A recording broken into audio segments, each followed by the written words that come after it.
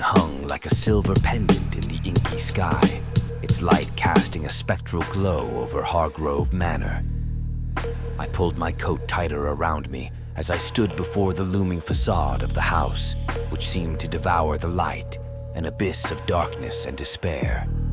"You sure about this?" my cameraman, Mark, asked, his voice a low whisper in the chill air. I nodded, my resolve firm. "We need this footage. The subscribers are expecting something big." The manor had a reputation, the kind that made locals cross the street to avoid walking by its iron gates. They said the Hargrove family had vanished one winter, leaving only frozen footprints leading into the house, never out. I stepped into the foyer, the door creaking shut behind us, sealing us in a tomb of silence. "Is it rolling?" I whispered. Mark gave a thumbs up, his eyes wide behind the camera lens. We explored the ground floor, our footsteps muffled by the thick dust that carpeted the floor. The house was a mausoleum of memories. Every portrait on the wall watched us with eyes that seemed too lifelike. Then it started, a soft murmuring, like a conversation heard through a water-soaked cloth. I signaled to Mark, and we followed the sound, tracking it to a grand staircase that spiraled upwards into darkness. The whispers grew louder as we ascended. I could almost make out words, a voice pleading, calling. At the top of the stairs, we found a hallway lined with doors. The murmuring beckoned us to the very end, where a door stood ajar. I pushed it open, and the air turned frigid, breath crystallizing before us. "This is it," I said, stepping into the room. It must have been a child's room once, the decayed remnants of toys scattered around. And there, on the wallpaper peeled back to reveal words written in what looked disturbingly like dried blood. "They hear you." A chill ran down my spine, and I turned to Mark, who was pale as the ghosts we hunted.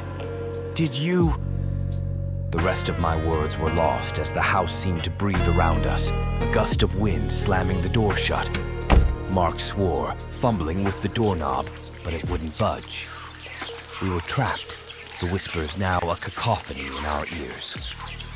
The camera's light flickered, casting eerie shadows that danced across the walls.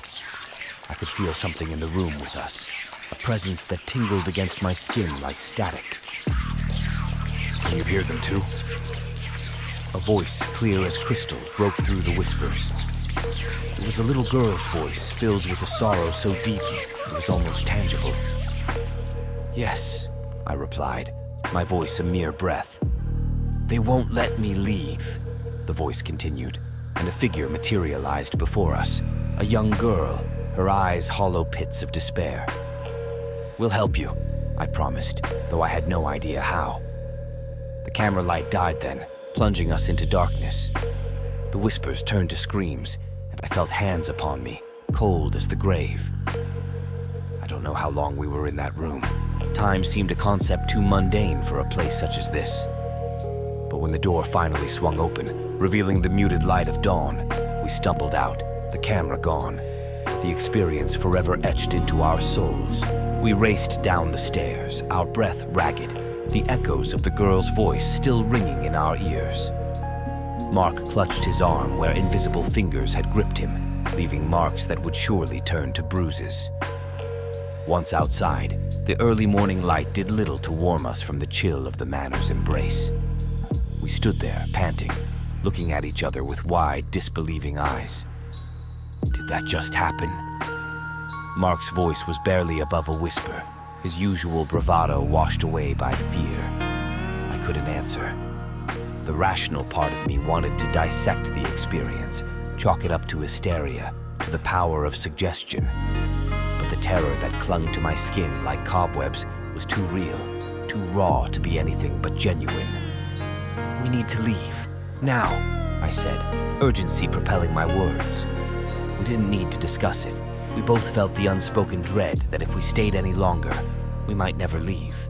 As we hurried to the car, I glanced back at the manor. A curtain fluttered in an upper window as if waving goodbye, or perhaps beckoning us to return. I shuddered and forced myself to look away. It was still trapped in the shadows of Hargrove Manor. In the days that followed, I tried to make sense of it all. I researched the history of the manor, the Hargrove family, the little girl. But it was as if they had been erased from history, existing only within the confines of those decrepit walls. The whispers still come to me at night. Sometimes I think I see a figure in the corner of my room, a wisp of darkness that dissipates when I try to focus on it. I haven't been back to Hargrove Manor, and I don't plan to. Some might call it unfinished business, but I call it a warning. There are things in this world that are beyond understanding, beyond our control. So I share this story as a cautionary tale. If you ever find yourself at the gates of an old manor where the whispers in the walls are a little too eager to speak, I beg of you, don't ignore them. Listen, and then leave. Some ghosts are best left alone. The drive back was silent. The equipment in the back seat was untouched, the camera lost to the house's hungry walls. What footage we had was gone, but the memory was seared into our minds, more vivid than any high-definition video. When I finally dropped Mark off at his place, he hesitated before getting out of the car. "Are we going to talk about what happened?" he asked, his voice strained. I sighed, gripping the steering wheel until my knuckles turned white. What's there to say? We went looking for ghosts, and we found them. Or they found us. He nodded, a grim acceptance in his eyes. "I'll see you then." "Yeah, see you." I drove home feeling numb. The sun was fully up now, but its light seemed dim, as if part of me